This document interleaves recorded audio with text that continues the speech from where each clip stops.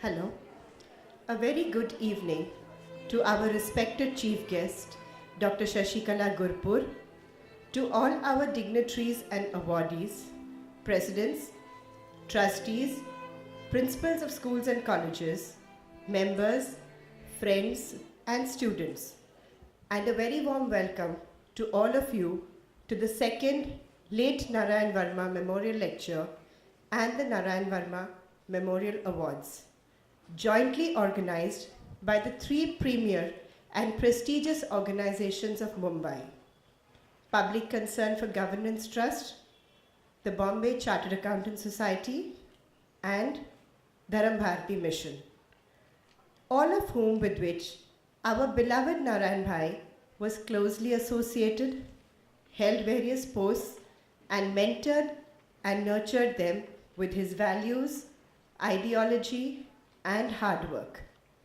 We are here today to salute him, remember him, and pay tribute to his spirit of giving, his professionalism, his commitment towards service to humanity, his relentless quest for truth and justice, his wit and wisdom, his vision and planning, and his determination to make a difference day after day.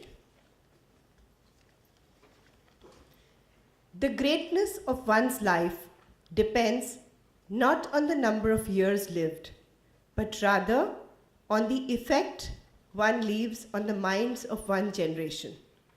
Narayan Bhai inspired us with his simplicity and humility, and he inspired us by setting an example. To recap in the words of Shraddha, he didn't just mentor, he held my hand and took me ahead. He didn't just hear, he listened to my every word, intently, irrespective of the fact that a little girl was saying it. He didn't just speak, he lived up to every word he ever uttered. He didn't just wonder, he ran a train of thoughts for many to hop on.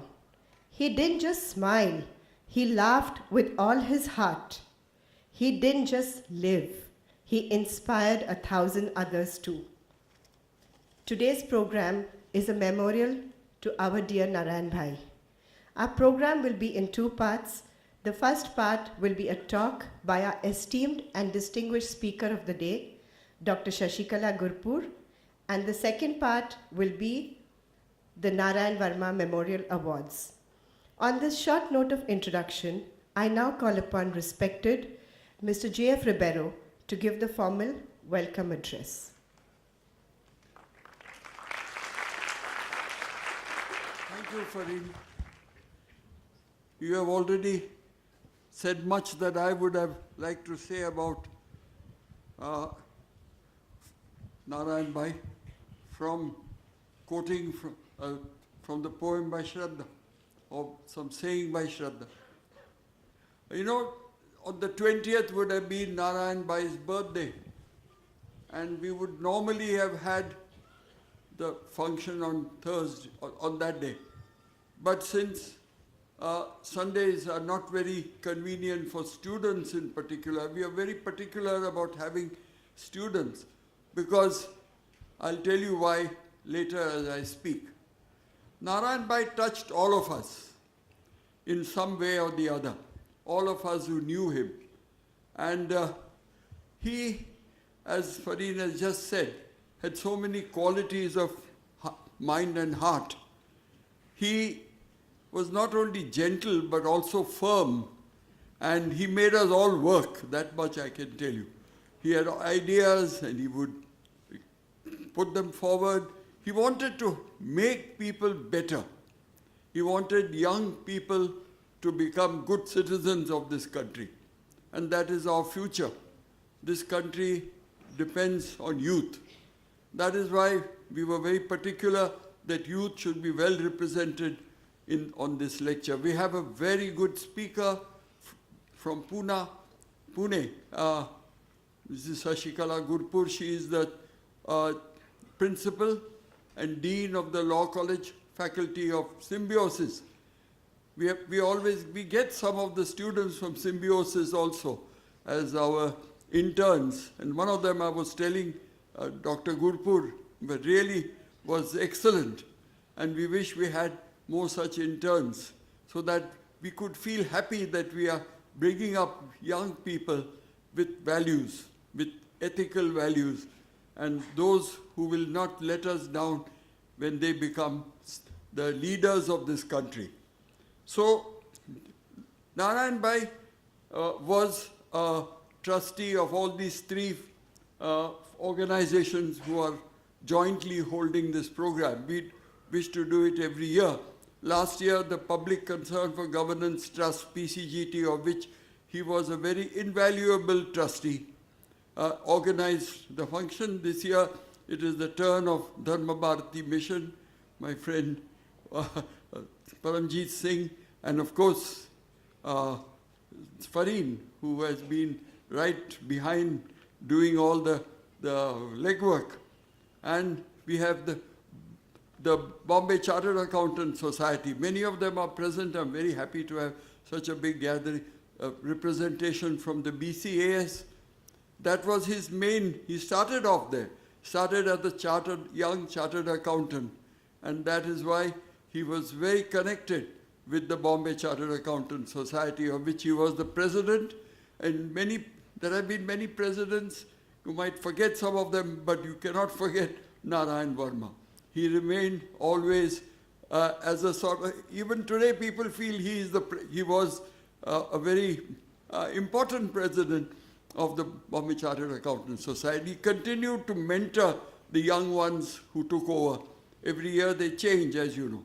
So he was so keen on getting youth in particular involved in something more constructive. And I know that 3 of the projects that we in the PCGT are conducting are basically his brainchild. One of them is the Youth for Governance. The other one is the Kuch Aur program, where we go to schools and try to mentor young children from the very young age. And of course, we also have the RTI, which was his passion. It was the passion of Mr. Varma to bring forward the RTI, to make everybody aware of it, to ensure that it is used constructively to fight corruption. We all want a corruption-free government. We know, if each one of us, that we have to pay when we don't have to pay. And yet, there is no way by which we can stop it. We would not like to pay, but very often people are forced to pay. So that was his passion. And how do you stop this? How do you fight this menace, which is one of the big menaces along with communalism? It is another big menace is corruption. If we can fight these 2 evils, I think this country will go right forward. So Mr. Narayan Varma was very passionate about it. And the RTI had been used by us, and we have a whole unit and a cell. And in fact, the person we have selected to be honored from our side, each organization is going to honor one person. We are honoring a person who has used the RTI to great effect. So we welcome all of you young students in particular.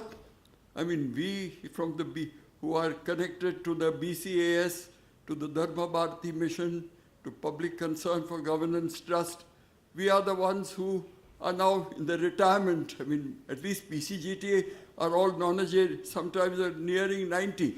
And yet, we prefer to see young faces here.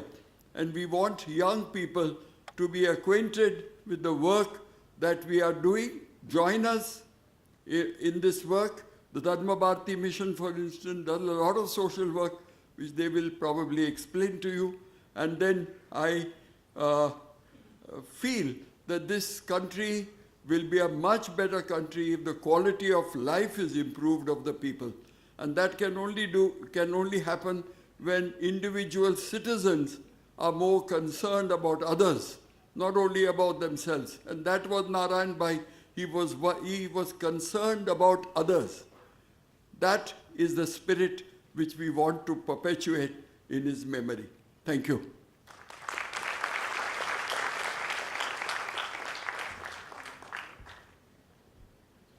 I forgot. In my enthusiasm of talking about my friend, I forgot that I have to invite the president of the Dharma Bharati Mission, Mr. Paramjit Singh, president of the BCAS, Mr. Narayan Pasari, and our who's going to guest speaker, Dr. Gurpur, and of course, Narayan Bhai's widow, Ursula, great friend of ours, who will to come and light the lamp. Come and light the lamp.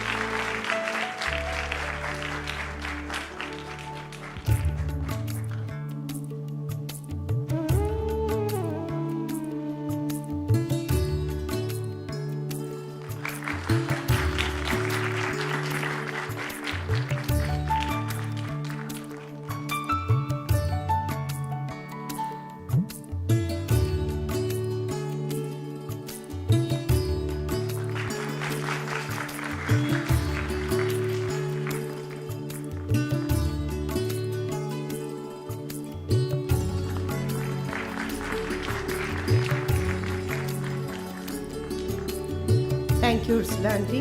Request Dr. Shashikala Gurpur and all the presidents to take their seats on the dais.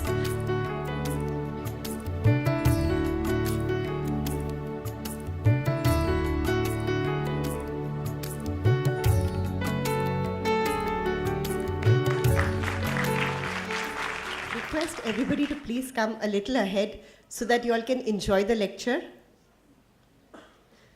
The first part of today's program is the annual lecture, and it is our proud privilege to have with us today a very distinguished and eminent personality who is an academician and director, Symbiosis Law College, Pune, the Dean of Faculty of Law, Symbiosis International University, none other than Dr. Shashikala Gurpur.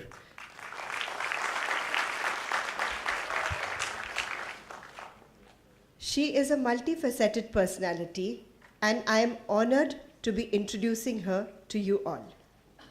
Dr. Shashikala Gurpur is a distinguished academician and orator, having presented more than 200 invited lectures, workshops, and seminars across India, Thailand, US, UK, Ireland, Germany, Australia, Canada, and the UAE. She has an outstanding career with a wide range of experience in teaching, research, and industry, and is continuing with Symbiosis Law School since 2007. Having received her formal schooling in Kannada medium in Gurpur, she holds degrees in science and law from the Mangalore University. Dr. Gurpur received her PhD in international law from Mysore University, where she was also the topper and the gold medalist in LLM. She has more than 24 years of teaching experience, which includes 10 years in NLSIU Bangalore, the SDM Law College Mangalore, Manipal Institute of Communication, MAHE, Manipal and University College Cork, Ireland. Her teaching and research interests include jurisprudence, media laws, international law and human rights, teaching and research methodology, feminist legal studies, biotechnology law, law and social transformation, besides having guided more than 60 masters and 12 PhD students. Dr. Gurpur has 58 articles and research papers. She has co-authored 2 books and 8 books chapter is there to her credit. Dr. Gurpur has been the member of the Law Commission of India. Currently, she is a member on Curriculum Development Committee, Bar Council of India, and Academic Council of National Judicial Academy, Bhopal. She is the advisory and the PhD referee of several national law schools and universities across India. She is the member of Research Committee for PhD degree program, National Law University, Assam, and associated with academic and governing councils, research teams of several national law schools and universities, including the IGNOU, the NALSAR, the NLSUI Bangalore, the NLU Mumbai, the NLU Nagpur, and also member of International Consortium of Law Schools in USA and Europe since 2007. She was listed among noted Kannada authors in 1995 and in 2007. Dr. Gurpur has received the AHRB Fellowship to Edinburgh University, UK in 2003 and is also a recipient of the Fulbright Nehru International Education Scholarship in the year 2011.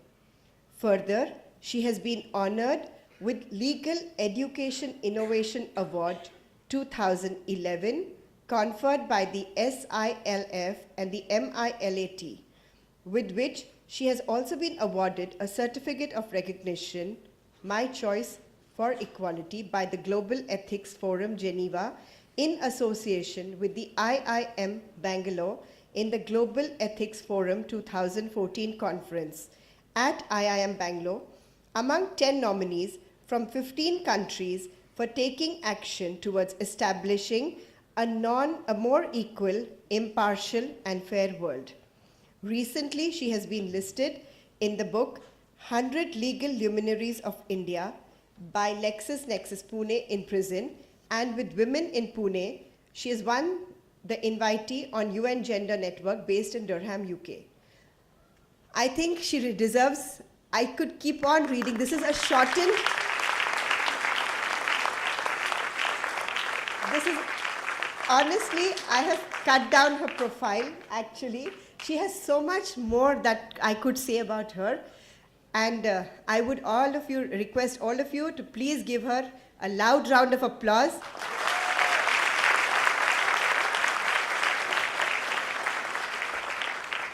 And I request Dr. Gurpur to please give her keynote address. Good evening, my respected co-panelists, which includes the celebrated officer, General Biro, and Mr. Paramjit, and also my colleague from the Mr. Narayan from Mumbai's Chartered Accountant Association, respected elders, wise people, respected citizens, dear young students, and fans and beneficiaries of these 3 great organizations. A very warm welcome to each and every one of you, and a big namaskar. Now, as I greet you, I'm also gathering my thoughts to connect to this August gathering. You know, most of the time when you are a public speaker, I'm a very trained public speaker, so we are very mischievous. We try to read our audience and we try to pitch, just like how our celebrated artist is here, Mr. Pankaj Udas. He would play the same kind of connection with the audience, which we do with words, he does with music, with melody. So I was just thinking, in what way I can make it more melodious at the end of a tiring, long day. Nonetheless, the life and the message of today's hero, late Narayan Varma, itself should be a melody to recall, to replay. Now, what is that melody? How do we recall? How do we replay? I have made a very humble attempt to put my thoughts together around the theme which I believe would represent or capture the life, spirit, and the work of this great soul. Now, as I capture the life of this person, I also capture the essence of the missions that he was associated with, particularly the Dharma Bharati mission, which has been one of the hosts of this event. Now, you would see that in the first slide, whoever who can see the title of the talk that I decided I would share my thoughts in the framework of is the role of giving in responsible citizenry.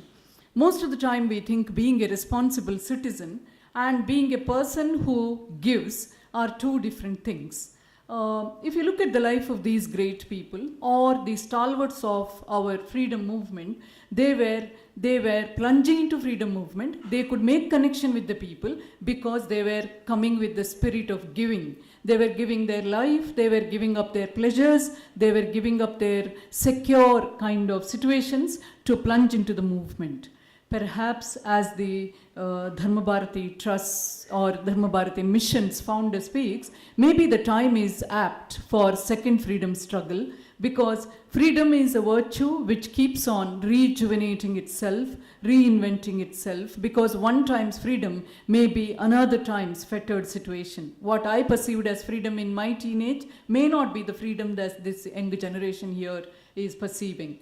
So I thought that it is better to connect the two, because my own personal experience has been that every time I made a decision not to give up my patriotic sense of belonging to India, personal life is not something that one can share in a public forum. Nonetheless, today I would like to say that personal and political are not different things. They are very much interconnected.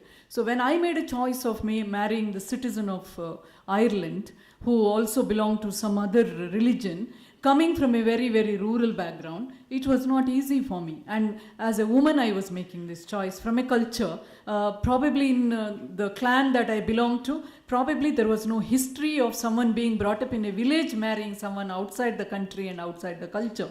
But I had to keep my patriotism intact, because I had to make this decision when I was in the third decade of my life.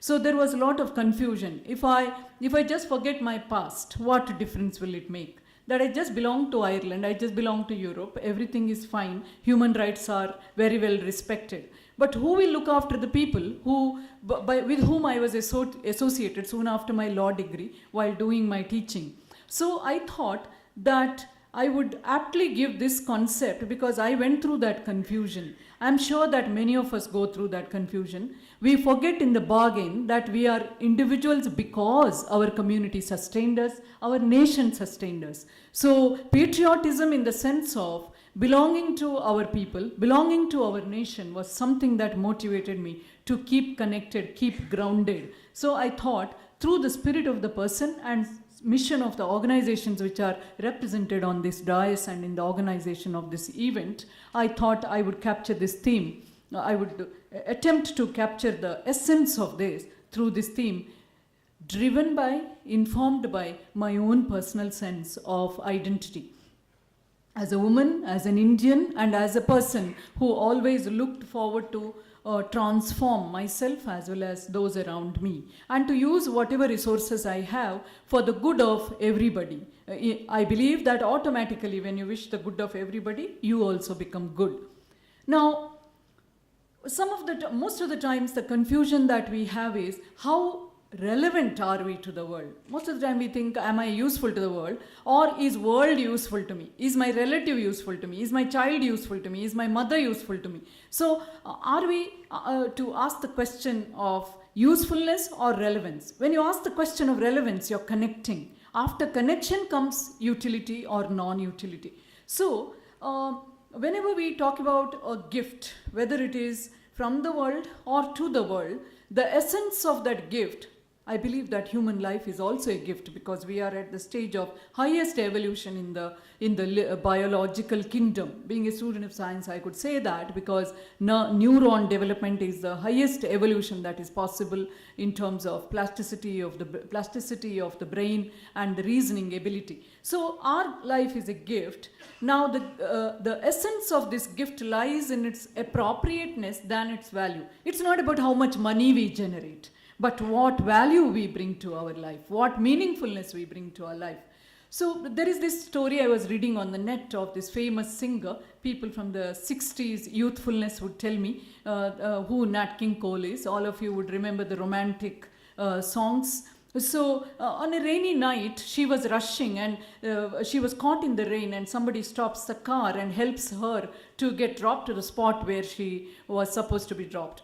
Days later, the person gets a note saying that act of kindness made me meet my husband in the last few moments in his deathbed. So sometimes little deed of kindness that we do, we might not realize what a big meaning it carries, what a big gift it is for others. So the person wouldn't have recognized Nat King Cole.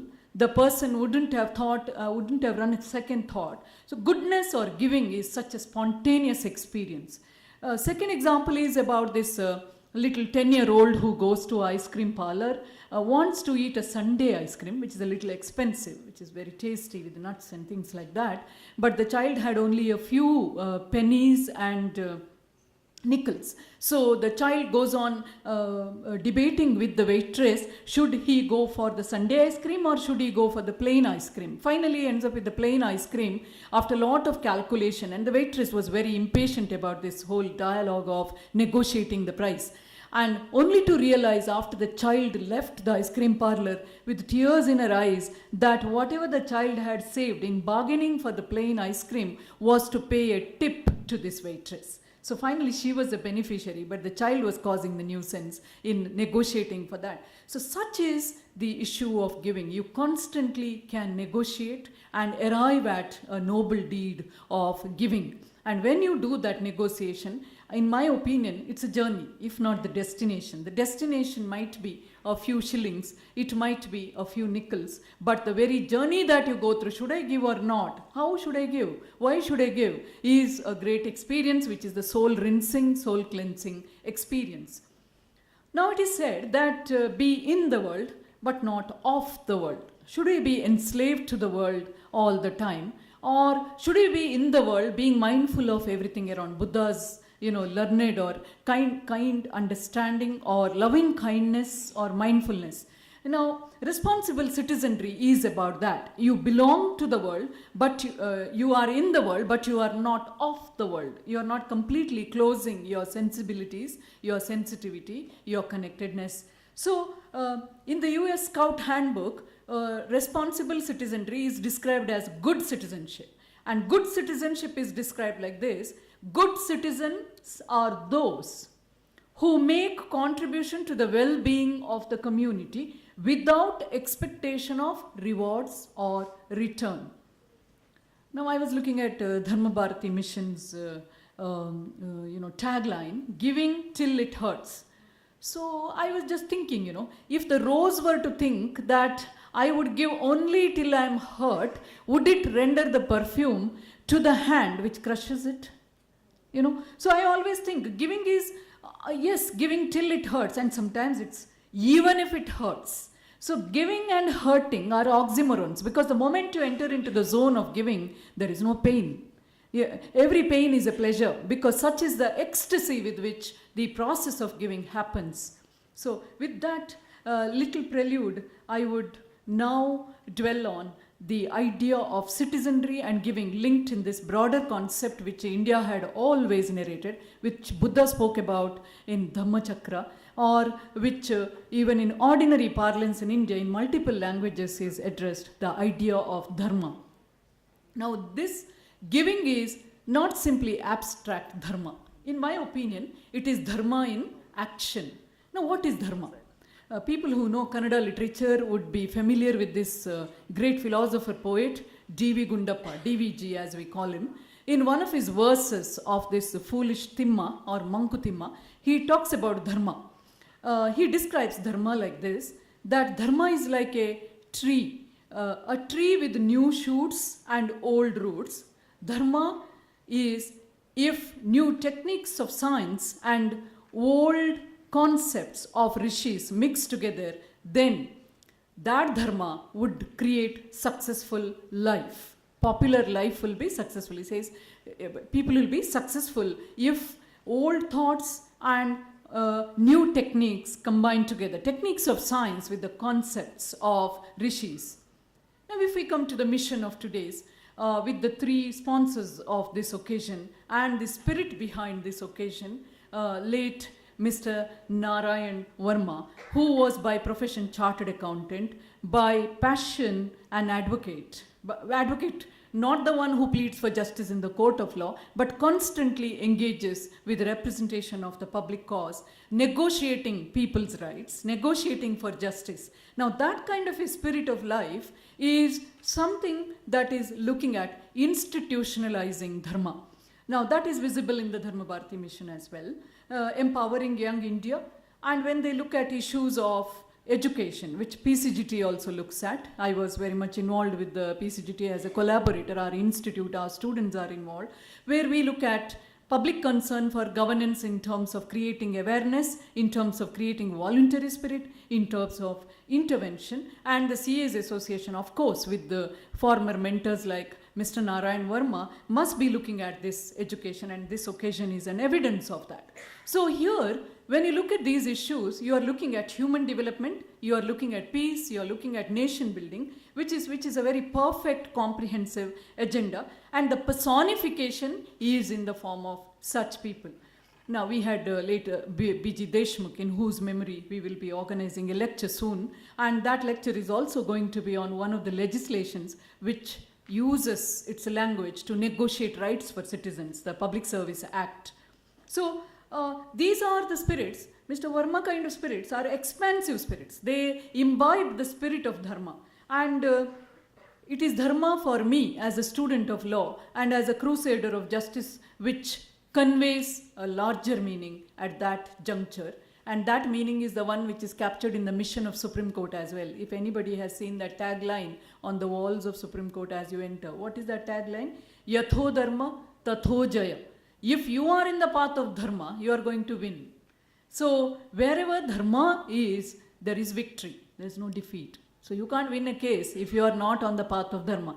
We say in jurist language that a virtuous person will never attract the action of law. You lead a virtuous life, there is no need of attracting legal action. There is no need to engage a lawyer.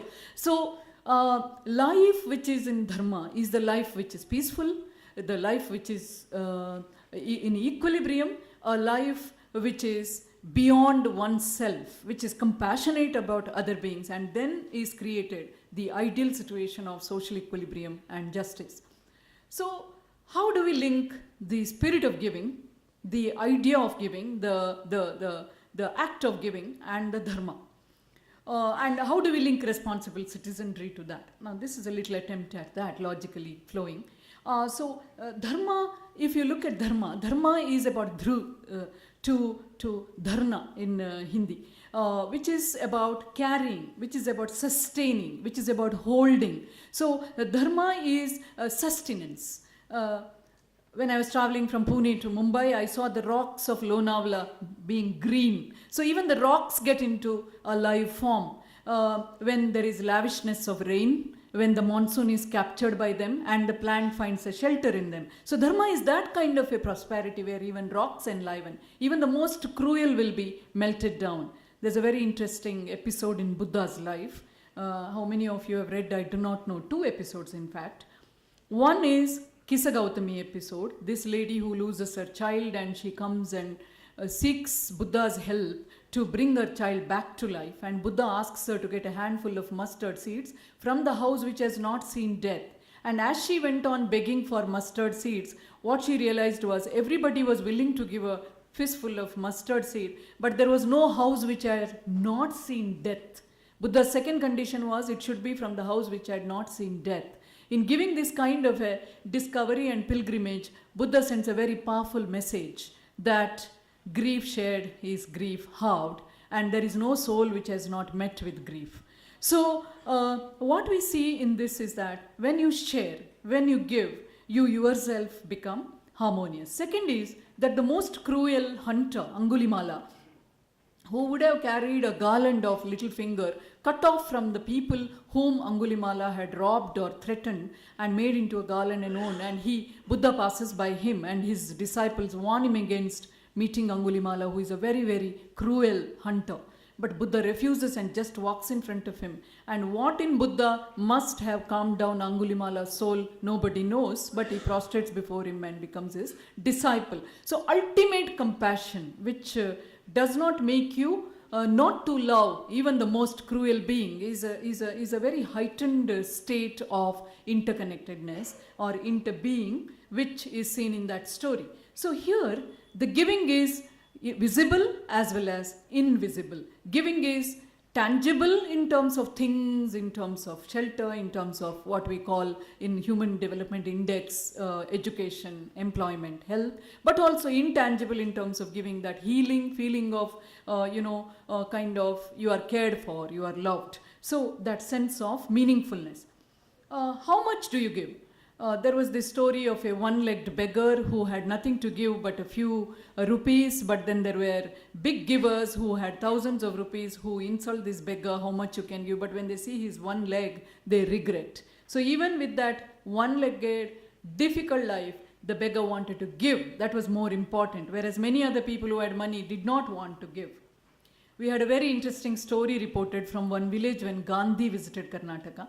And that was about this old cobbler who wanted to see Gandhi because he had heard from him. He was illiterate. He didn't know who this Gandhi was and how this man could move the masses. So he was very enchanted by this very thought of Gandhi because he was speaking about equality. He was speaking about everybody becoming their own bhangi and not using bhangi for menial jobs. So this man must be a saint or he must be the so-called God. So he was so curious. So when Gandhi comes to his village, he wants to give a gift to Gandhi.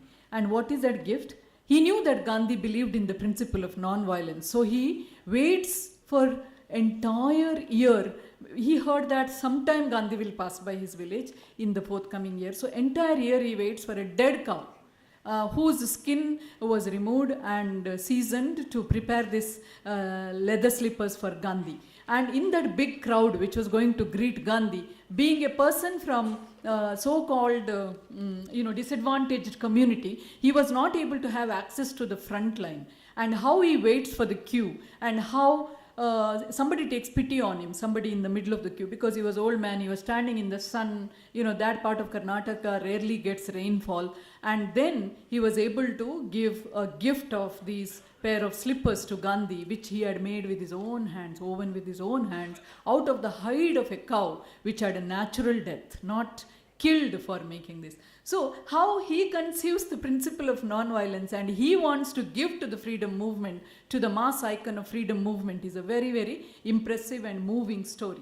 So his responsible citizenry in connecting to the icon, in connecting to the movement, in connecting to the mass movement that India was going through for independence is something that gives us a lot of inspiration and also points to ponder about. Another thing we see is in giving and in interconnectedness to other human beings, lesser privileged human beings, is about this passion and compassion, which Mashelkar talks about all the time, and then innovation, new ways of giving, new things to be done, and having that passion and having that compassion only makes you to be innovator. So there is a practical utility in being a person who is a giver. Now in Shirdi Sainath's story, there is an episode where one of his disciples is infested with the plague, and he feels he does not reveal his emotions. If anybody is into Sai Charitra, you would immediately recall this episode. So after a few days, Sainath himself develops fever, and he lifts his kaphani and he shows how he had developed bubonic plague tumors. Now how plague is not something that is contagious like the viral fever. You need to have some kind of a vector exposure like the mice or rats. Now how could he develop these bubonic plague tumors? And simultaneously his disciple was completely healed. So bringing that pain on one's body. Now that is the extent to which you get indulged or involved in the pain of the other. Now that is, in my opinion, is ultimate giving, and that is the kind of connectedness which can be responsible citizenry, where you don't expect any reward, but you also feel it's okay if it hurts, like how your mission speaks about. It's okay if it hurts. I will take the hurt, voluntarily take the hurt. That's why I said, even if it hurts, not just until it hurts. I'm giving you episodes of even if it hurts. Now, so what is dharma here? Is it only sustenance to that extent? Is it only that my dharma comes into action when I have to support someone and then I have my swadharma? No, dharma is much beyond that. In Mahabharata, there is an episode where Dharmaraya says that dharma is about being dharma samyuktam. You are inundated with dharma. There is no question of you and dharma being separate and you having a dabble in dharma and then forgetting the dharma and asking it to, that dharma swinging into action at your beck and call when you turn on the button like our youngsters do. It's about being inundated with dharma. At every point you ask the dharma question. So, is it sustainable? Is it good? Does it hurt anyone? Does it make me give? Should I refuse giving? So, for me, dharma is epitome of justice. It is equilibrium as well because it sustains and everyone is surrounded by dharma, protected by dharma. So from that point of view, dharma in the Constitution of India is contained in the preamble in the message of liberty, equality, justice and fraternity. Fraternity is this sisterhood or brotherhood. Preamble also speaks about creating India as a democratic, socialist, secular republic. Now, democratic, socialist, secular republic would also mean the citizens by their behavior, immaculate behavior, are worthy of such protection by the state. We negotiate our rights with the state. We expect the state to look after us, but we also have certain duties. So duties of the citizens which are contained in Fundamental Duties chapter of the Constitution of India is something that we need to remember as individual citizens. We have to behave so well that our parent, namely the state, also has got feeling of admiration and also is voluntarily protecting us. The other thing is that to be a responsible citizen or responsible citizenry has got two prerequisites. One is the intellectual prerequisite that every citizen should have a critical thinking, questioning mindset, scientific thinking. RTI is one of that. Where are my rights? Let me have the information. Right to information. I need to know how my governance is, how my state is functioning. So how many of us are asking these questions for ourselves and for those whose rights are not respected by state machinery? So being scientific, being a critical thinker is not criticizing in the negative sense. Critical thinker is the one who constantly evaluates, asks the right question, constructively puts the viewpoint. And intellectual skills also include compulsory education, state's duty as well as our right, as much as our duty to see that we educate. If I am educated in a certain speciality, it doesn't mean that it is only for the fellowship in my community, in bar association or in CA association. It will mean that I cut the boundaries and I go into underprivileged people who may not have an idea of how to plan finances. We have this concept of financial literacy. We go to women's communities and we talk about rights of women or children's rights. Second skill, we talk about first skill is the intellectual skill. That's not enough. Only if you are able to have it in your mind. You have to participate. You have to actualize that skill. So the second set of skills are participatory skills. Now these skills are not simply deliberating. You would have seen the Rajya Sabha television giving you plenty of entertainment, Lok Sabha television, about deliberating but not deliberating civilly. So deliberating civilly is a very important democratic participatory skill in which we need to give literacy to our leaders as well as future leaders. Monitoring the government. We have to constantly monitor the government, air our views. Building coalitions, of course, you guys have great examples. Managing conflict peacefully and fairly. Simply, we say, in law, compromise is no justice. So if you have created a peaceful settlement, it need not be always just. So you make it peaceful settlement, but you also make it fair. Don't make them to settle at the gunpoint. Then it is not a peaceful and fair settlement. Petitioning, constantly petitioning. Ask the RTI activists. The person who is going to be honored today is a person who has dedicated life raising such petitions. People like Mr. Rebiro, who are Mr. Varma, they have dedicated their life to negotiate from the power structures what is due to the citizen by petitioning, by questioning, by putting those questions in a structured form and making the state to bend on its knees and negotiate and come down from the high horse of power to understand citizens and to meet their needs as per the mandate of the Constitution. Speaking or testifying before public bodies. We are so scared. If somebody meets with an accident, you pass by there and you don't want to even lift that person and put that person for first aid because you're scared of being called to the court of law. Are you going to a British court? No, our own court. We belong, it is our institute. We are the ones who have empowered that institute by empowering them through the Constitution. Why are we shy of participating in public institutions? So these are the very important aspects, participatory skills and intellectual skills to be responsible citizens.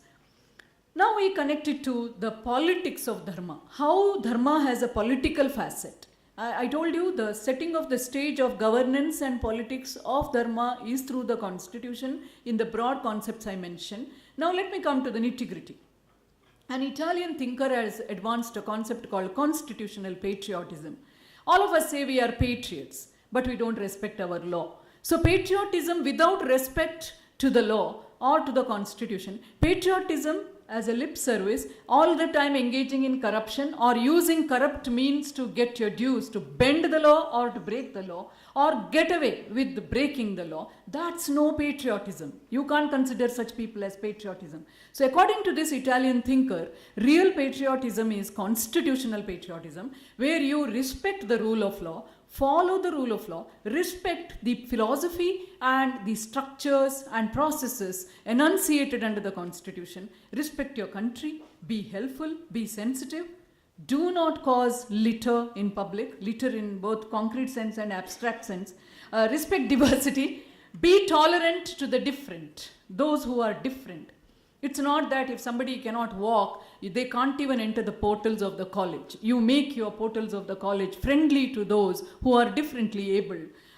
You make your public media, all kinds of communication processes to be friendly to the people who may not have ordinary sense of listening or talking. So that kind of accommodation, reasonable accommodation, access to structures and organization is part of this respect for the different. We always feel secularism is about religious equanimity. I would say secularism is a bigger idea. It is about delinking religion from politics, the way the secularism evolved. So today secularism is under attack because its very definition itself has been nebulous. But if secularism were to be about respecting differences, then secularism is much beyond religion. It's about respecting the celebrating diversity, celebrating human diversity in all forms. So constitutional dharma is about celebrating such diversity. It's about that harmony. Now, engaging as a citizen with the knowledge of the rule. So knowing the rule is important, knowing your role is important, participating as a change agent is important against any kind of injustice, socio-economic, political or environmental. Today we have Narmada Bachao Andolan reviving itself because there is again the construction of Sardar Sarovar Dam being heightened, the height being increased, and that is going to make thousands of villages to come under the submerged area. And already fortunately we have the Land Acquisition Act which talks about rehabilitation and package for resettlement. Now if it is followed or not is the vigilance that NGOs like you all keep. So Narmada Bachao Andolan is one good example of how the citizens act as change agents through proper non-governmental fora and assume roles. That means to be a responsible citizen, you have to follow the dharma of interconnectedness. What Thich Nhat Hanh, this famous Vietnamese Buddhist, talks about, interbeing. You have to connect in such a way that you collaborate, you co-create, you commit to change. So that is responsible citizenry. Now, let us look at the economics of dharma. The Dharma Bharati mission is doing all these facets which I mentioned, but I am very, very impressed with the particular dimension of economics. In economics of dharma, religion as a dharma takes one role. Ram Manohar Lohia talks about how religion plays a very important role by decentralizing wealth, by passing on values to next generation, and by acting as a social cohesive force. He is an Indian thinker. But religion even today across the world plays a very important role in decentralizing wealth. However, when we came up with the sustainable development goals after the Millennium Development Goals, we still didn't see at the global level poverty being significantly reduced. Poverty is an evil which should not only be reduced, it should be eliminated from the face of the humankind. So in sustainability mission, we talk about reducing the rich-poor gap. We talk about preserving the nature and her resources for next generation. We talk about we talk against accumulation. We talk against greed. So it is about balancing of wealth. Sustainability is not just about my green slides. It is not just about environment. It is about being very conscious of resources at every level and sharing. You know, this sharing, the concept of langar that our Sikh brethren have, whoever it is, whenever they come, there is food. How many of us are that generous? We don't like our own relatives visiting us without prior information. So this kind of accumulation, this kind of imbalance creates a very skewed society, deficit of human values, deficit of human love. So it is here that sustainability, Dharma as a sustenance, has very strong linkages with sustainability, and it has got a very interesting economic dimension. For example, once Kasturba's 2 saris, Gandhi and Kasturba had agreed that she would have only 2 saris because they had gone on the mission of simplicity, you know that. Aparigraha, Asteya, all the Vedic philosophy, you know, Upanishadic and Vedic values. So one day it so happened that Kasturba came back and complained about the 3rd sari of hers, which had been put out for drying, was missing. So she came and complained to Gandhi, my 3rd sari is missing, somebody has stolen. He smiled, he said, that means there was someone who didn't have a sari. So the 3rd sari was meant for somebody, is meant for someone who doesn't have a sari. So how much of such giving we do? We have this interesting 3 little pigs story. There is a Western version where the 3 little pigs who were sent by their mother build 3 different houses. One builds a strong house, others build a wooden house, another builds a straw house. And the wolf in the neighborhood comes and gobbles the 2, and the 3rd one remains because he built a strong house. The Indian 3 little pig story is very interesting. When they learn of the wolf, both these in the straw house and in the wooden house go and take shelter in the house of the pig who has got a strong brick house. And all 3 of them together strategize and chase away the wolf. So this kind of connectedness is something. Now, social dimension is about, again, this giving and kindness as an effortless process. It is about profoundness. It's about love. In my opinion, it's about how the mother thinks about her children. It's about what Lao Tzu calls the feminine consciousness. The Hebrew word for is the word which is closely connected with the word mercy. So it is about that kind of compassion with the other beings in our society, in our ecosystem, who are not having a voice, who are not capable. So to end my little deliberation with you, I would say that giving is about cutting through, stretching your own boundaries, whether they are economic boundaries, social boundaries, or they are political boundaries, so that you discover the eternal joy, Sat Chit Ananda, that each one of us is. I'm not saying has, each one of us is, because we are basically Ananda. We are a product of desire. We are a product of joy. We are supposed to be joyful. So let giving be such a joyful experience to each and every one of us, so that all of us become responsible citizens through giving and by celebrating true Dharma, Sahaj Dharma, which is the spontaneous human quality. Om Shanti. Thank you.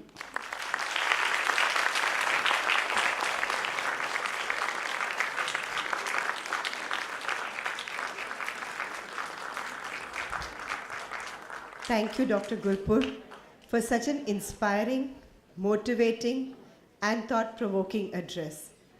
For some moments when I was actually listening to you there, I felt like I was listening to a professor, and some moments I felt I was listening to my mother narrating stories. It was really an experience, and I think many of the students sitting here would share my similar thought, that when she was narrating the stories, there were emotions that were arising within us, like how we used to listen to stories and we used to get motivated when we were children to do good and to feel good. We can now have a 5-minute interactive session with Dr. Gurpur if anybody has any questions. I don't think there would be any questions because I think, any comment from the audience, because I think people are just going to dwell on all that you've said and take back lots of thoughts home. So anybody who would like to say anything in the audience, comment in the audience. So much to dwell on. Yes, that's Jyoti there. So much to dwell on, really. And so many stories that we heard. It was like a whole childhood. Thank you. Yes. Start one thing. You mentioned about the give till it hurts, about the philosophy of Dharma Bharati Mission. So I'll just like to tell you that that is what it means actually. You keep on giving and it never hurts. So as you said, it's good that it hurts, but it never hurts. As you give more, you receive so much that it never hurts. So that is what the basic philosophy is. Yes. As we are often told, when our president takes a meeting, he says, until you don't learn to give, you will never receive. That is always his line when he takes the DBM meetings. We now come to the second part of today's program, the Narayan Varma Memorial Award. Awards are important as they help us recognize and honor individuals who are unique in their field. For this, I request President of Dharma Bharati Mission, Mr. Paramjit Singh, to introduce and enlighten us about the thought behind the Narayan Varma Memorial Award. I now call upon Mr. Singh.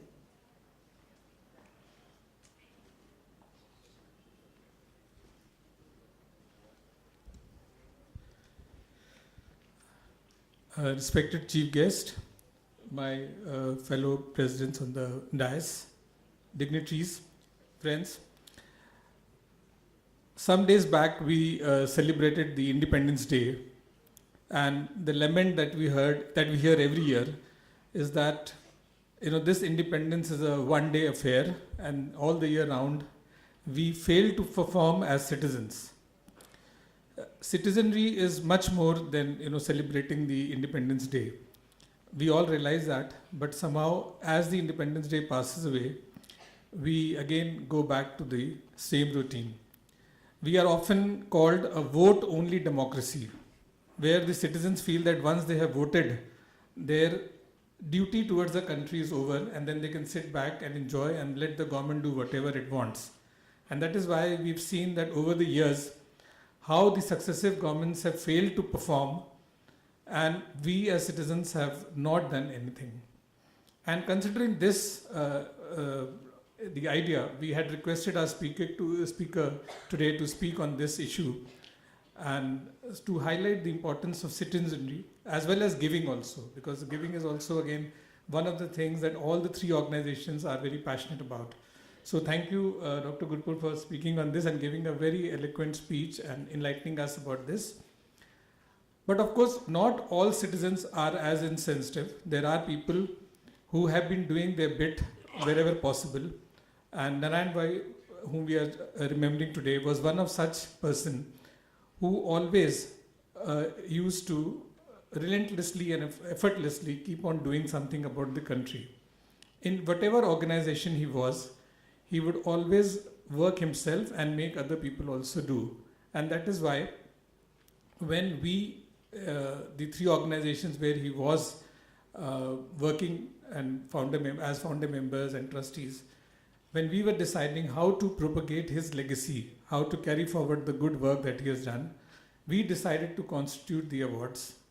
Bombay Chartered Accountant Society, where he was the president and where he did a lot of good work and made new ideas and channeled the organization into doing a lot of good work for the fellow chartered accountants. Similarly, the Dharma Bharati Mission, where he helped us, mentored us as we were building up Dharma Bharati Mission brick by brick. So he helped us, and today Dharma Bharati Mission has come to this stage. And similarly, PCDT, where he did wonderful initiatives, as Mr. Ribeiro already told. So we decided to constitute 3 awards to honor such individuals who are doing good in their careers, in their chosen fields, as well as giving back to the society. They are themselves successful in their careers, like BCAS will choose a chartered accountant who is doing good in his work, as well as he is contributing to the society at large. Similarly, Dharma Bharati Mission would choose a person who is again excelling in his career, chosen career, as well as giving back to the society. And PCDT, of course, will choose a person who is working for RTI and governance as well as giving back to society. So this is the thought that we came to us and we instituted these awards. And today we are going to give away the second Narayan Varma Memorial Awards. I hope Narayan Varma will be wherever he is, he'll bless us in this initiative. And today, as you will see further, the three individuals who are going to get the awards are very worthy people who have actually done proud to their careers as well as to the society. Thank you very much. Thank you, Mr. Singh. Before we begin the awards, we would like to invite Mrs. Ursula Varma to please join us on stage.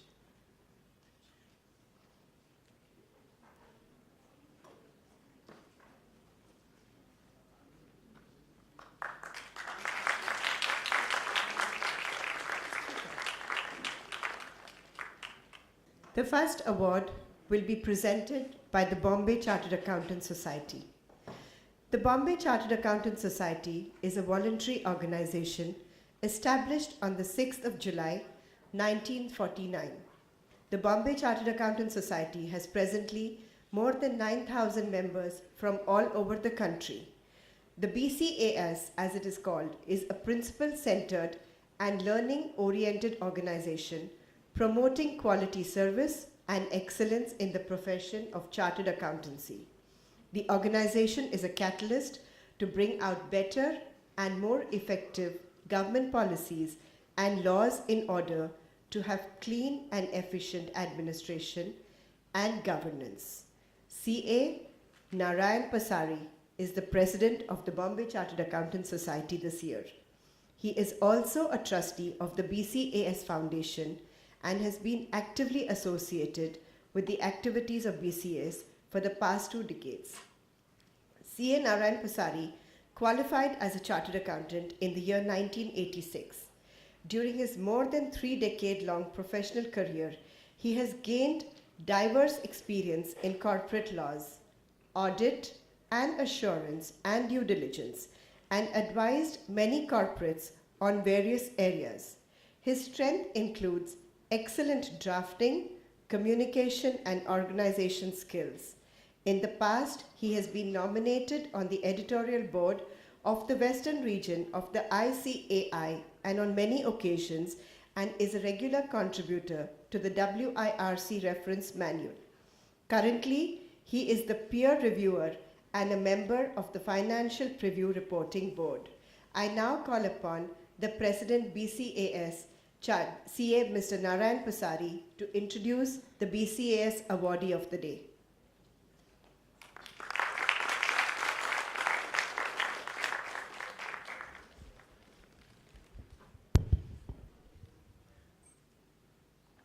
Namaskar, dear friends on and off the dais.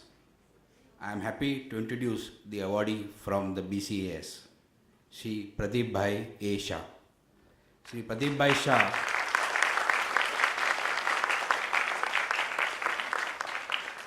Shri Pradeep Bhai Shah is a chartered accountant of the 50s and a past president of the Bombay Chartered Accountants Society. Pradeep Bhai is carrying out tremendous amount of charity for many decades. He is involved with several charitable trusts and helps them wholeheartedly, generously, and with love. Shri Pradeep Bhai Shah has been actively involved with the BCA Foundation for many years and has initiated quite a number of activities for the needy. Of late, being the donation drive to collect about rupees 20 lakhs to help cancer-afflicted children at the Tata Memorial Center. Shri Pradeep Bhai Shah serves as the chairman of Friends of VSSM and Dharma. This group in Mumbai donates regularly to 6 different charitable trusts in Gujarat. Pradeep Bhai makes it a point to visit each of the NGO, understand their work, and if satisfied, he would himself make the first donation to the concerned NGO. He would then make an appeal to others to donate these NGOs. There is another group being charitable, helping charitable trust called Caring Friends. Pradeep Bhai found their work extremely noble and started contributing to the trust held by Caring Friends. Pradeep Bhai has been instrumental in sowing the seeds of charity in many young individuals. his article students and many young members of BCAS have been initiated by him in social work and on developing key human values at a very young age. He believes in looking at the brighter side always and helps people find a silver lining in the darkest of clouds.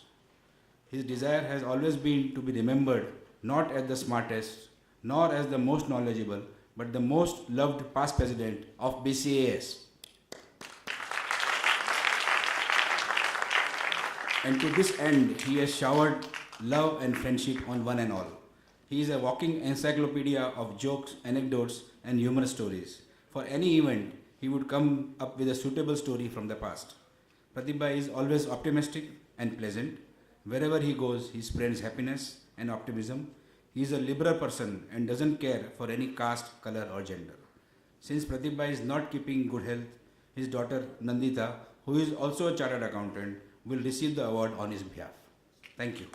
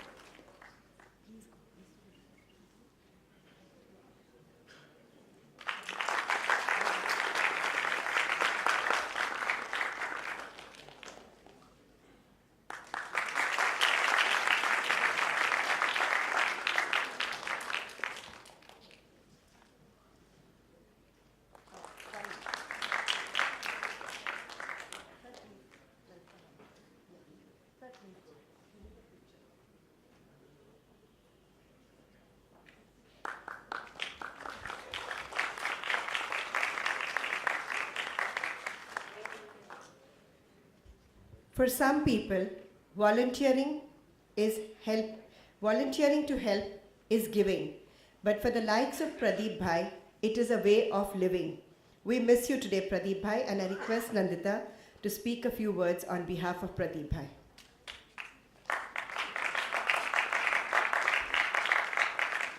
Nandita?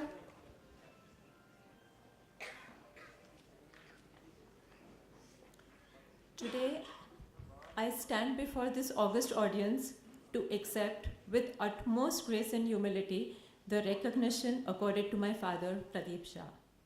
As a child, I would wait for my father to return from office, and as soon as he came back, I would wear his shoes and walk all over the house, truly believing that I was him. Today is such a moment again, and I realize that the shoes I'm wearing are indeed too big for me. I would like to share with you all a message that I truly believe my father would have liked to share with you. Friends, this is my father's message to you.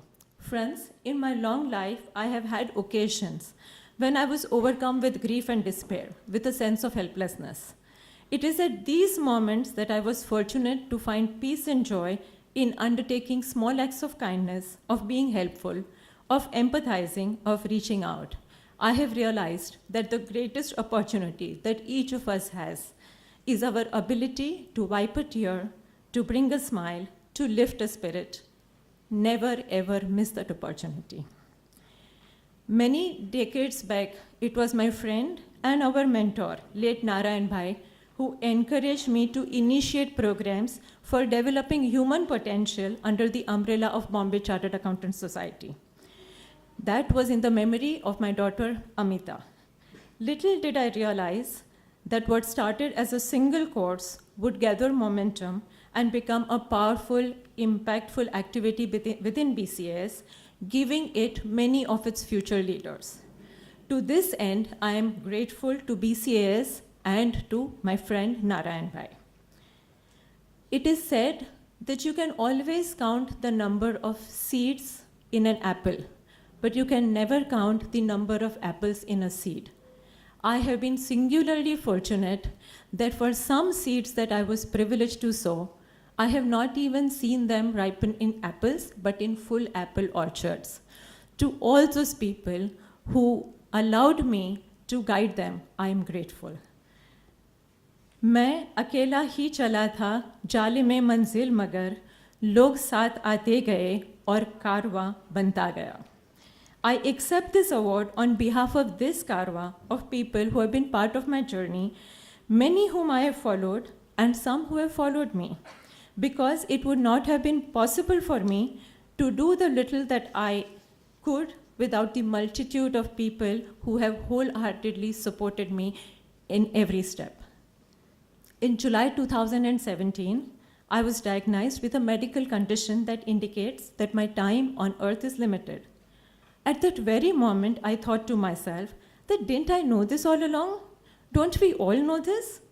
What if every moment of our life we live with this realization that our time on earth is indeed limited, that one day there will be no tomorrow?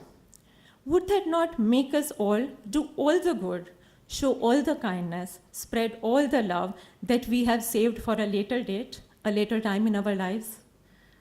I end this communication with a passage from Gitanjali of Rabindranath Tagore. I have got my leave. Bid me farewell, my brothers. I bow to you all and take my departure. Here I give back the keys of my door and I give up all claims to my house. I only ask for last kind words from you. We were neighbors for long, but I have received more than I could give.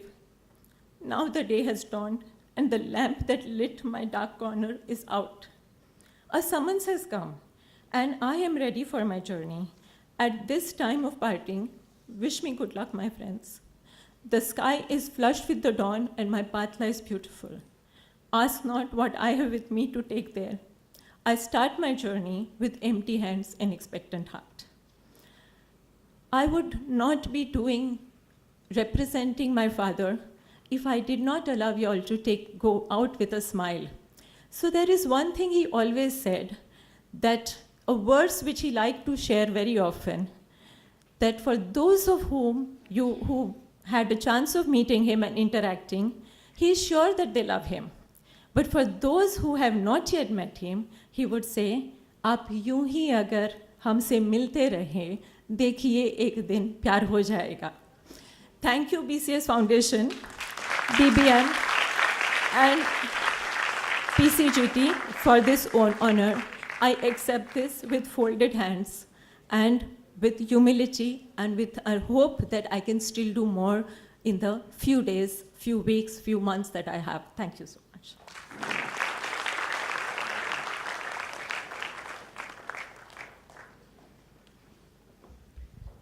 Thank you, Nandita. And I think let us observe a moment of prayer for all of us to remember Pradeep Bhai and to pray for his health and to give strength to the family.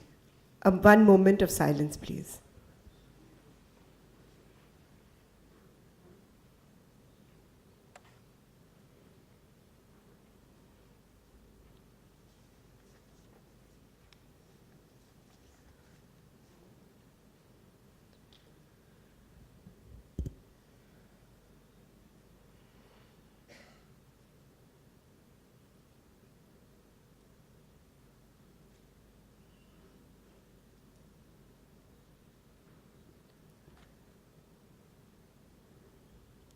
We love you, Pradeep Bhai, and we are praying for you, all of us, every moment.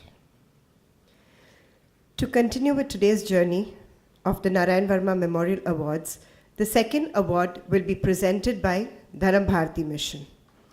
Dharma Bharati Mission is a not-for-profit humanitarian organization working relentlessly to create lasting change in the lives of children, families, and communities living in poverty and injustice. Dharma Bharati Mission serves all people regardless of religion, caste, race, ethnicity, or gender. Dharma Bharati Mission has set its objective as a hunger-free India. The goal of DBM is to ensure that one day no child in this country goes to sleep without at least one meal a day. DBM believes that nation-building initiatives and efforts must come from enlightened citizens of character and courage. Under the able leadership of its president, Mr. Paramjit Singh, Commissioner Income Tax Mumbai, the organization with the methodology of Begin with Self, Begin Small, but Begin Today is focused on an overall improvement of the community through education, empowerment, and employment. Mr. Paramjit Singh is presently the Chief Vigilance Officer at Cotton Corporation of India. Mr. Singh, with a vast administrative experience encompassing 2 decades, has a passion for social work that incites humanity in all of us. He lives by the philosophy he believes in, give till it hurts. I now call upon Mr. Paramjit Singh to introduce our awardee of Dharam Bharati Mission, none other than Shri Pankaj Udas.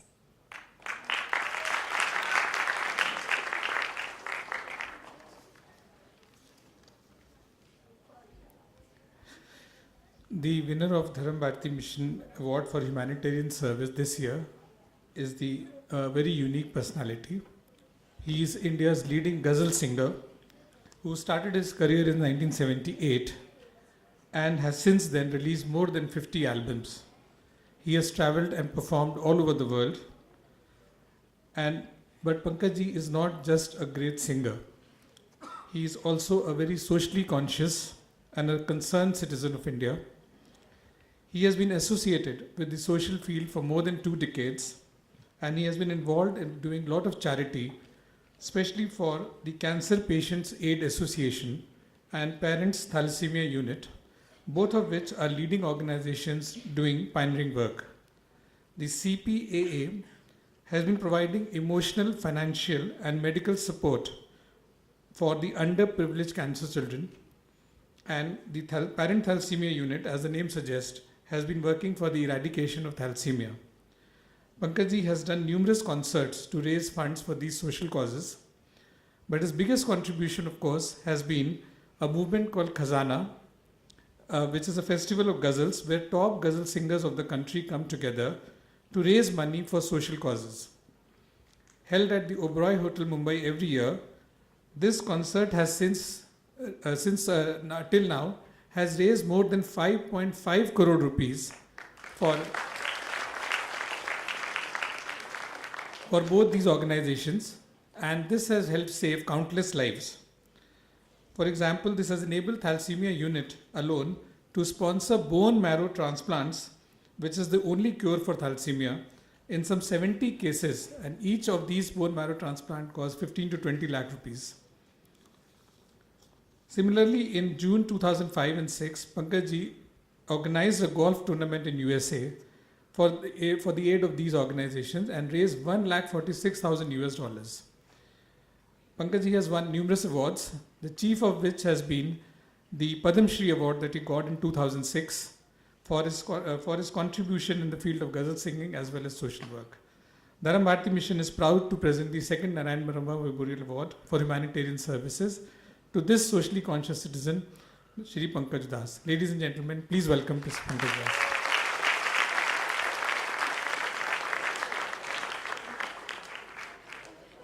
Thank you, Mr. Singh.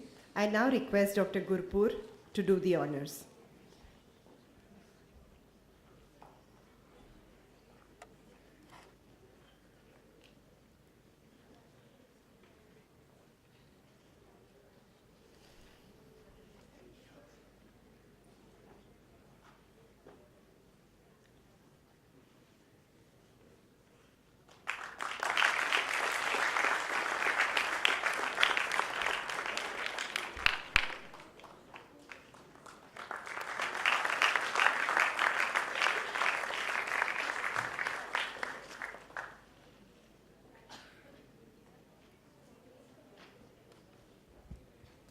I now request Shri Pankaj Udas ji to share his thoughts. Is that okay, audience? Yes. To sing his thoughts, rather.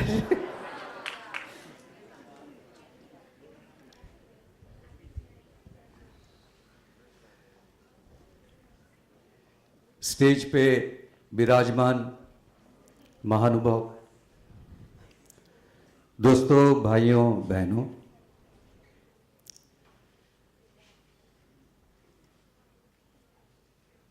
I was really impressed with the keynote address by Dr. Gurpur. उन्होंने एक बात कही, वो बात थी, she talked about giving. मुझे याद है जब मैं कॉलेज में पढ़ता था और सर पे संगीत का जुनून सवार था, म्यूजिक के अलावा मुझे दुनिया की कोई जानकारी नहीं थी। एक ऐसे दौर में मैं कॉलेज में पढ़ता था जब सोशल मीडिया ज़ीरो था, कोई इंटरनेट नहीं थी, कोई ट्विटर नहीं था, कोई फेसबुक नहीं थी, तो जानकारी बहुत कम होती थी, awareness practically was zero. I still remember it was in 1987 that I was approached by a wonderful soul, wonderful lady, Mrs. Leela Mulgaonkar, who used to be the founder president of Parents Association Thalassaemic Unit Trust, which used to run a treatment center for thalassaemic children at St. George Hospital in Mumbai. She approached me to do a fundraising concert for these children. And as I said that I was least aware of what was happening in this world because of my involvement in music, my focus in music. When she told me that she was doing this concert to raise funds for thalassaemic children, तो मैंने जिंदगी में पहली बार thalassaemia जो शब्द है, जो word है, जो अल्फाज है, वो मैंने मेरी जिंदगी में पहली बार सुना, thalassaemia. And I didn't even bother because I thought, okay, it's part of my job to do a concert and I will do a concert. मैं भूल गया थैलेसीमिया क्या है, थैलेसीमिया क्या बात होती है. But she was a very wise lady and she knew that there is this young gentleman with a lot of potential. So she very nicely told me that if I could visit the treatment center, the center which they have at St. George Hospital, and see what they do. So I agreed, and one morning I went to St. George Hospital. जब मैं वहां पहुंचा तो मैंने देखा कि बच्चे लेटे हुए हैं और उनको ड्रिप लगी हुई है, और ड्रिप में हम लोग we are so used to see a glucose or a normal drip, but this was a drip which had blood in it. और उस बच्चे के पेट पे एक छोटा सा पंप लगा हुआ है. So I inquired, and then Mrs. Mulgaonkar told me that these children who have thalassemia, they need a blood transfusion every 3 weeks. हर तीसरे हफ्ते में उनको खून चाहिए. And the extra iron which gets into their body because of this blood, they need this pump through which they inject a drug which removes the iron. That pump needs to be tied up to their stomach for 8 hours. That's when it dawned on me, उस वक्त मुझे realization हुआ, उस वक्त मुझे एहसास हुआ कि दुनिया में मुश्किलात क्या होती है, तकलीफ क्या होती है. न सिर्फ बच्चा, लेकिन बच्चे के माँ बाप, बच्चे के आसपास के लोग, कितना दुख, कितना दर्द, कितनी मुश्किल और ऊपर से सबसे बड़ी मुश्किल ये कि those children come from a background, economical background, that they cannot afford the treatment, they don't have the money. तो यानी एक तरह से सोचें तो दुखों का पूरा पहाड़ सर पे टूट पड़ा. I came home and I was, to be very honest, I was rather disturbed. I was really taken aback. I was depressed actually.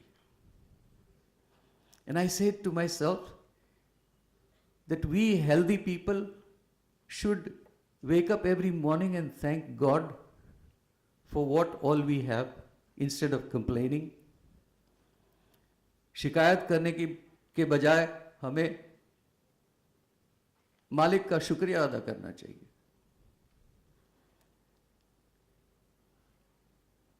That evening I called up Mrs. Mulgaonkar and I told her, I said, ma'am, thank you for this realization. And I said, the least I can do is that I would not charge any fees for this concert, because she had already spoken to my office and she had agreed to all terms and conditions and everything. I said, I will not charge my fees. So she said, no, that's okay. You are doing your work. I said, no. I mean, this is a very small contribution from my side. That's how this whole realization and the journey began. I slowly started meeting Mrs. Mulgaonkar, and we started figuring out strategies as to what we can do. And that's when we decided to focus on one aspect of thalassemia. I'm sure many of you are not very well aware of what thalassemia is all about, but we started working on one major aspect of thalassemia, which is awareness. Thalassemia is a genetically inherited disorder. It's a disorder which happens by two thalassemia gene carriers getting married without their knowledge and produce a child which has thalassemia major. So what we need to do is to create an awareness that such people do not get married, or if they get married, then there are tests available, there are investigations available.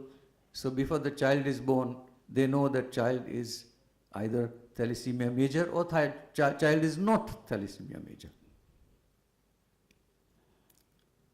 That's how this whole realization started. And that's when this whole feeling of giving came into me.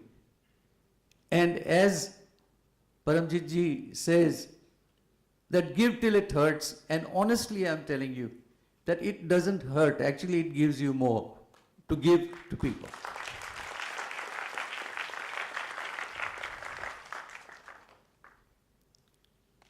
नीदा Fazli एक बहुत मशहूर शायर हुए. नीदा फाजली ने कहा कि गली के नुक्कड़ पे बच्चा मुस्कुराता, गली के नुक्कड़ पे बच्चा मुस्कुराता, हैरान हूं कोई काशी काबा क्यों जाता.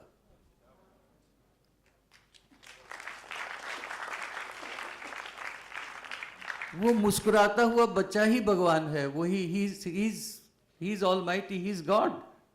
You don't need to go to Kashi Kaaba anywhere. इबादत तो यही होती है. आप अगर इन बच्चों की देखभाल कर लो तो पूजा भी हो गई, साधना भी हो गई, इबादत सब कुछ हो गया. And this has become a mantra in my life, that I would rather look after these children than get carried away by religion.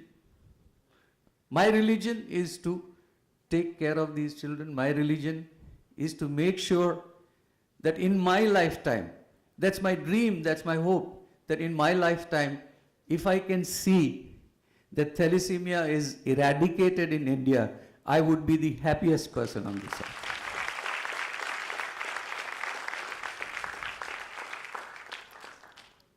Mind you, in countries like Cyprus, where once upon a time, every second child born was a thalassemia major.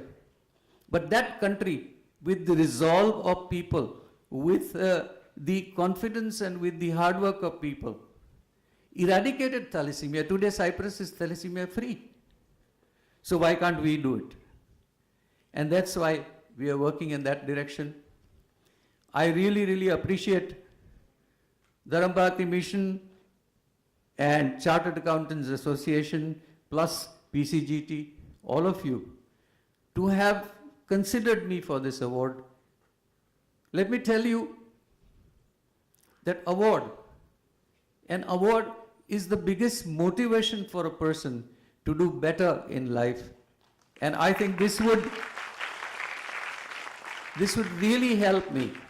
This would really help me to work harder towards my aim of thalassemia-free India. Thank you, dear friends, for giving me a patient hearing. And once again, a big thank you to all of you.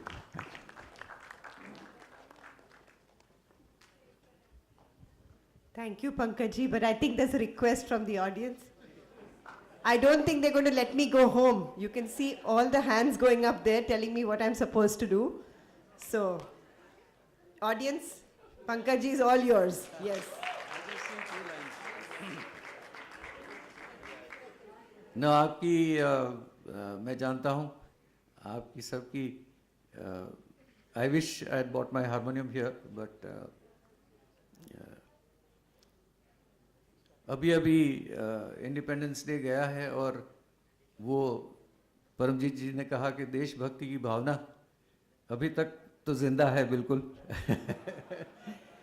तो मैंने एक गाना गाया था बहुत सालों पहले, उसमें भी वही भावना है, तो उसकी 4 लाइनें सुना देता हूँ।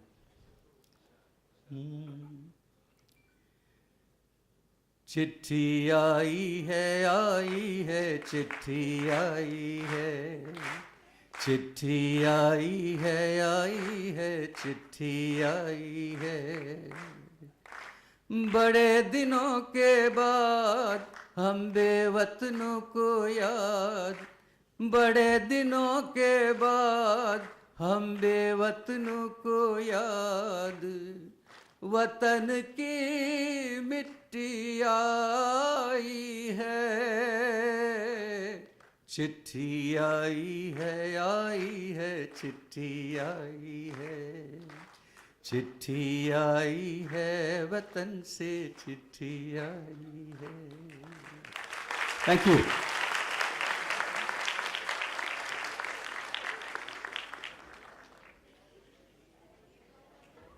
Thank you, Pankajji. We have spent nearly 3 decades of our life waking up to listening to your numbers, and we have waited, I don't know how many days, for the release of your new album. So it is indeed, I never thought maybe 20 years back or 10 years back that one fine day we would have you in the midst of us singing this number. It is indeed an honor and privilege for us today. Thank you so much. The 3rd award is presented by the Public Concern for Governance Trust. Public Concern for Governance Trust, PCGT as it is known, is a registered trust founded by some caring and committed people. Late B.G. Deshmukh, Mr. Julia Ribeiro, Dr. R.K. Anand, Mr. Sanjeev Dayal, Mr. S.S. Puri, and their friends. They had the experience and expertise to access legal solutions, mobilize public opinion for larger participation in the cause of good governance, to ensure just and transparent implementation of the law. PCGT upholds and supports any effort made by the common man against undue exploitation. Mr. Julia Ribeiro is the chairman of PCGT. He joined the Indian Police Service in the year 1953 and rose to be the Commissioner of Police. Mumbai, from February 1982 to May 1985. Later, he served in quick succession as Director General, Central Reserve Police, Director General of Police Gujarat, Special Secretary to the Government of India's Home Ministry, Director General of Police Punjab, and finally Advisor to the Governor of Punjab. Besides other awards, he is the recipient of the Padma Bhushan in the year 1987. Post-retirement, he was appointed ambassador to Romania, where he served for 4 years from the year 1989 to 1993. The then Prime Minister, Shri Vajpayee, had asked him to go as governor to Jammu and Kashmir, but he declined because of his involvement in social work in his native city of Mumbai. I request, respected sir, to introduce the awardee.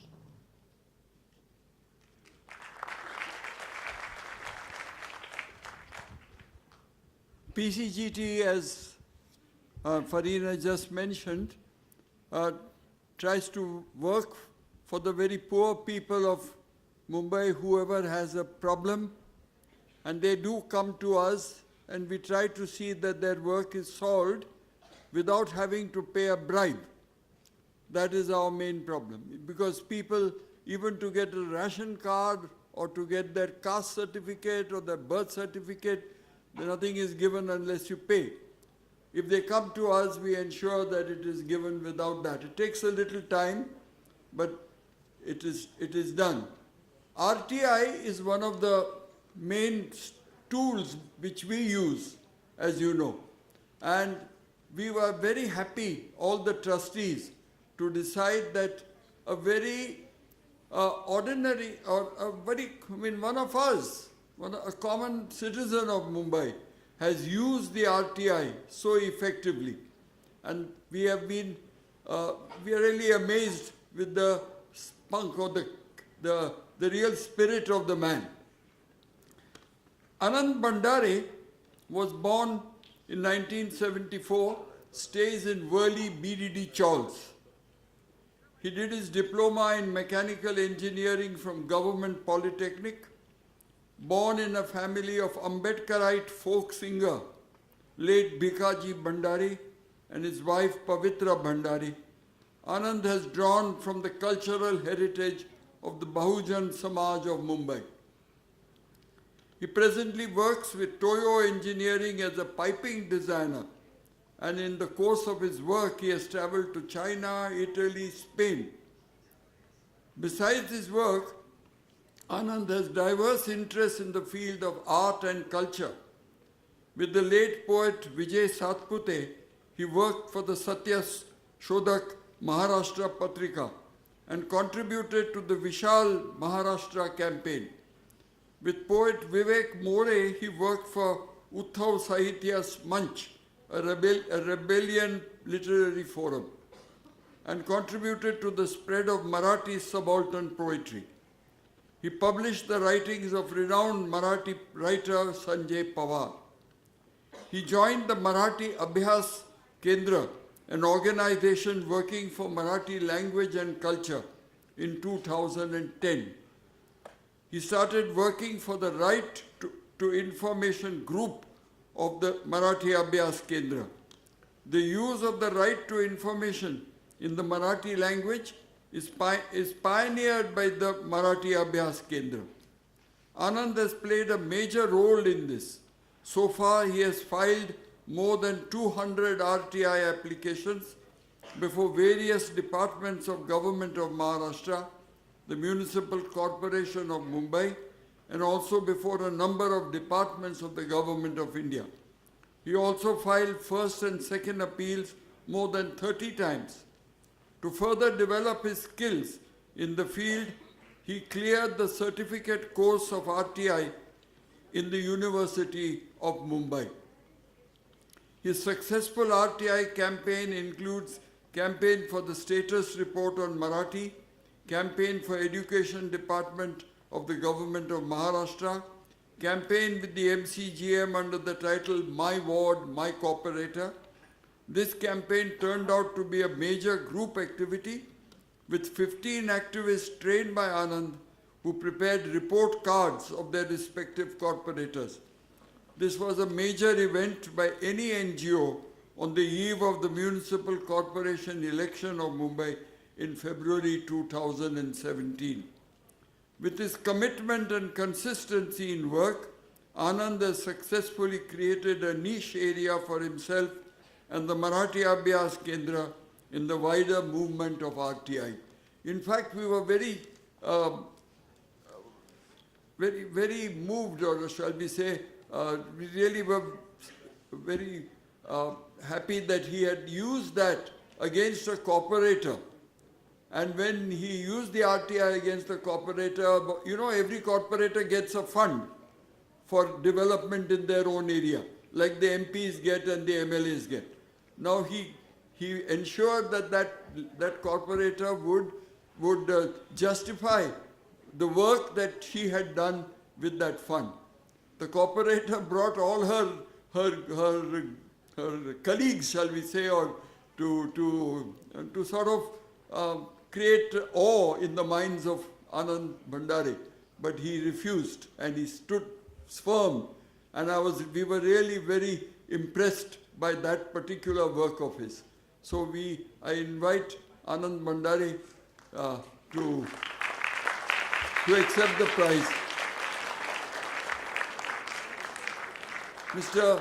Varma would have been very happy to know that a person who has used the RTI has been given this award. I request Dr. Gurpur to please do the honors.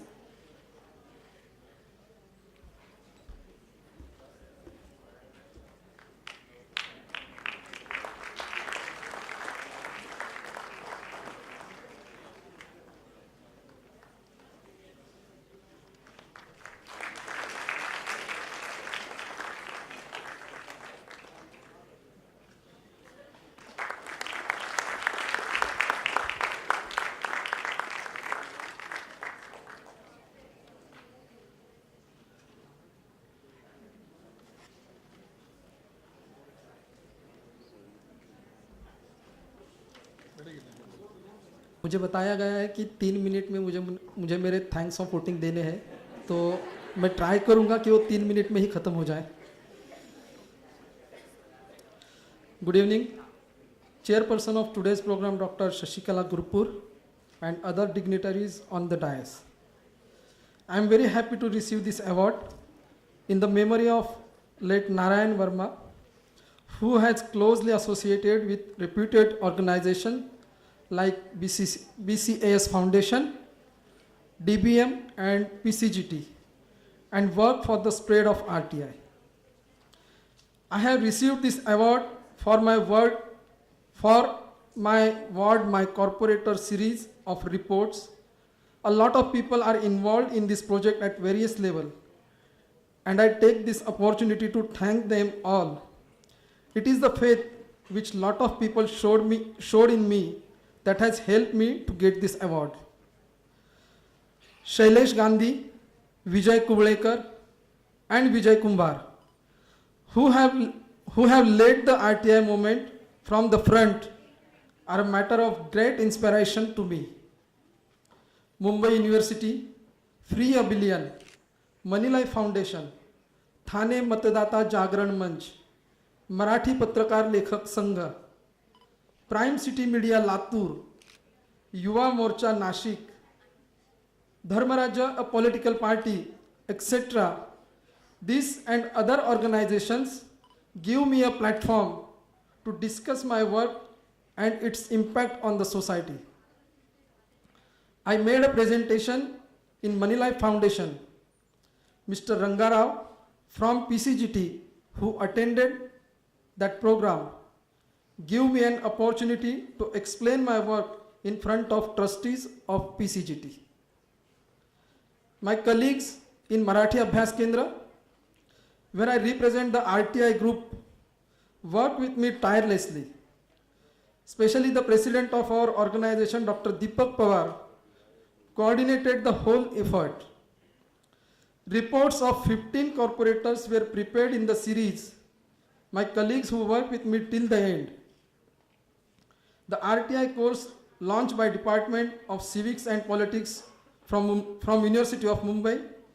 My guides, mentors include Bhaskar Prabhu, Mahesh Bhagwat, Mrudul Nile.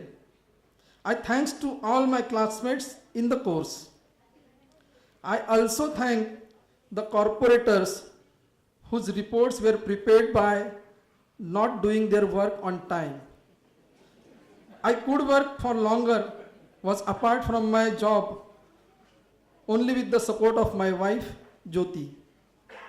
The fact that reputed organization like PCGT, which has trustees like Julia Ribeiro, Gulam Vahanwati, recognize my work and sign it worthy of felicitation is a sign that my work is going in the right direction. Some of the people who encourages me in my work are in the audience today. It is a matter of great happiness for me to accept this award in their presence. Once again, I thank you all for being here. Thanks a lot.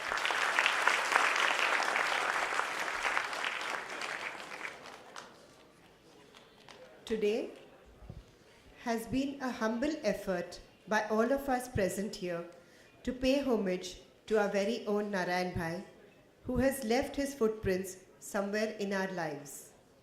He would often say, when it rains, look for rainbows. When it is dark, look for stars. His exemplary work in every area is remembered by all of us, and we hope that today and this day every year, we will be able to meet on his birthday and pay him a fitting tribute. Thank you, Dr. Gurpur, for your valuable time. Thank you to all our awardees for your relentless service to humanity and for your time and for being with us today. I now request the presidents of the 3 hosting organizations to felicitate Dr. Shashikala Gurpur.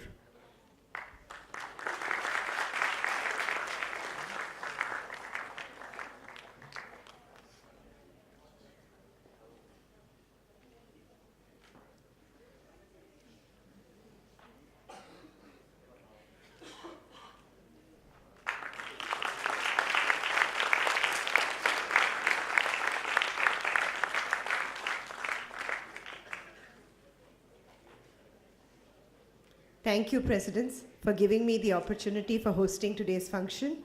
Before I call upon the President of BCAS to give the formal vote of thanks, I personally would like to thank the entire BCAS team led by Javed, who has helped me put the show together, the team of Dharam Bharati Mission, and the team of PCGT led by Rashna. A big thank you, without whom this would not have been possible.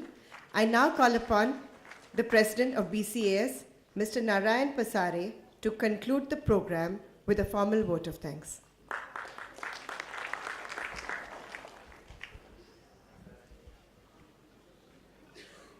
Friends, on this occasion of the lecture series in the memory of late Shri Narayan Bhai, I feel honored and privileged to propose a vote of thanks. Especially, I share the first name with him. Baba Amte once quoted, "Future belongs to common man with uncommon determination." And why not? Because it's not enough to be compassionate, one must act. Late Shri Narayan Varma is an ideal example of exorbitant determination. He had this incredible zeal to make things happen, no matter what attitude to life, and started many new initiatives. Shri Varma was a kind-hearted person, and he had contributed passionately towards resolving social concerns. Though he may not be present with us today, but his values, good deeds and commitment for issues relating to RTI, transparency, good governance and police reforms will always inspire us to contribute better to the social cause. We salute Shri Narayan Bhai Varma. On behalf of BCS, DBM and PGCT and team, I convey my regards and hearty thanks to Madam Ursula Varma for being with us today evening. After every thanks, there has to be a lot of claps.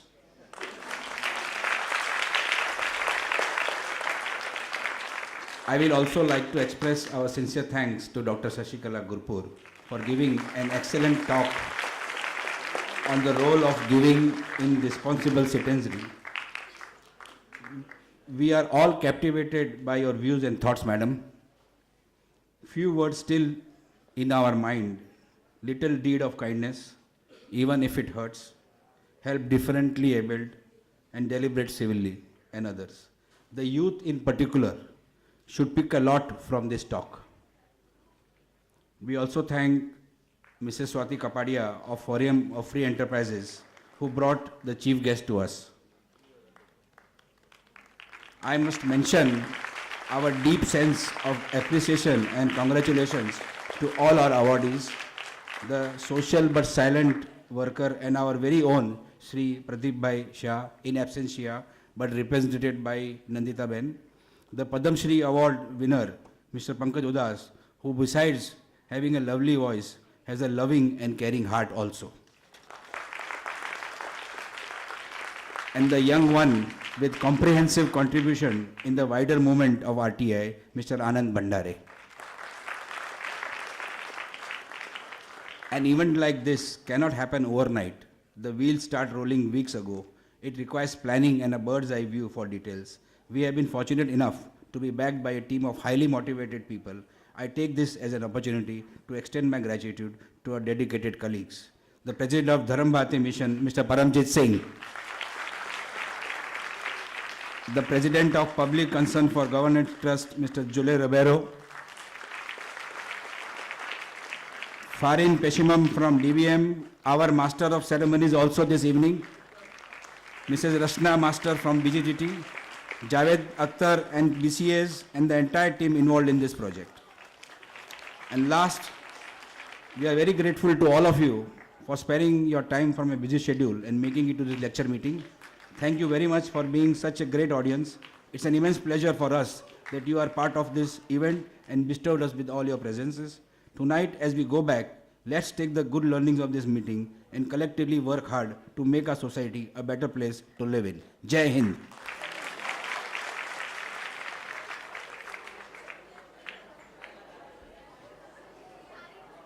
Thank you.